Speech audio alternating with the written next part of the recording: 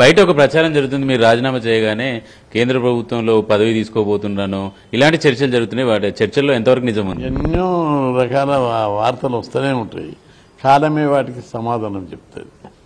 నేను ఎక్కడ ఉన్నా ఏం చేసినా బీసీల అభివృద్ధి కోసమే పోరాటం చేస్తున్నా. ఇప్పుడు 50 ఏళ్లలో ఎన్నో వచ్చినాయి రూమర్స్.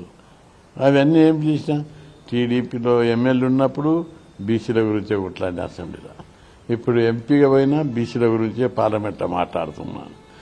కాబట్టి నేను ఏ ఆయుధం పట్టినా ఎక్కడ ఉన్నా ఎలా కొట్లాడినా బీసీల గురించి కొట్లాడితే తప్ప. అంటే బీసీలకు సంబంధించిన ఒక విమర్శ ఉంది, మీరు దాన్ని యాక్సెప్ట్ చేయాల్సిందే. బీసీలో 100 కులాలు ఉంటాయి, కులానికి ఒక జెండా పెట్టుకుంటారు. ఈ జెండాలన్నింటినీ ఏకం చేసే ప్రయత్నం చేయలేకపోవడం వల్లనే బీసీలో అనైక్యత ఉందంటున్నారు. ఆ అనైక్యతని ఆర్ కృష్ణ ఇప్పుడు కొత్తగా ఐక్యత తీసుకొచ్చే ప్రయత్నం ఏమైనా చేస్తారా ఏంటి? ఇంకా ఐక్యత రావాలి. ఇప్పటికే చాలా ఐక్యత ఉంది.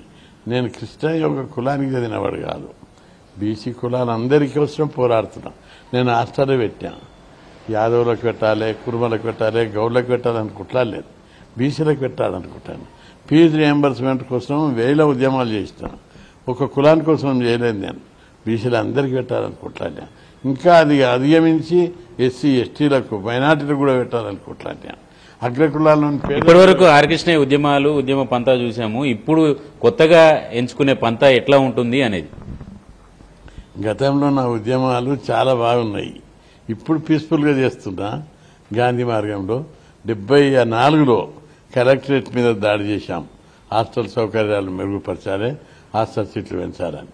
78లో 2000 మందితోటి అసెంబ్లీ లోపలికి పోయి తుక్కుగా వెలగొట్టాం. 82లో గురుకుల పాఠశాలలు పెట్టాలని బీసీ సోషల్ వెల్ఫేర్ డైరెక్టరేట్ను తుక్కుగా వెలగొట్టి ధ్వంసం చేశాం. ఇట్లా అన్ని ఏపీపీఎస్సీ మీద. ఈ మధ్య ఒక గాంధీ భవన్కి వచ్చిన సందర్భంగా రాహుల్ గాంధీ బీసీ కులగణన చేయమన్నాడు, అభినందనీయం, పీసీసీ కూడా బీసీని ఇచ్చారని చెప్పారు. ఇప్పుడు మళ్ళీ కాంగ్రెస్ ఇచ్చిన మాట నెరవేర్చలేదు తెలంగాణలో అంటున్నారు. ఎట్లా అంటే మహేష్ గౌడ్ బీసీ యూనివర్సిటీలో మనతో కలిసి పోరాడిండు. అట్లాంటప్పుడు ఆయనకి ఇచ్చినప్పుడు బీసీకి ఇస్తే అభినందించాలేము.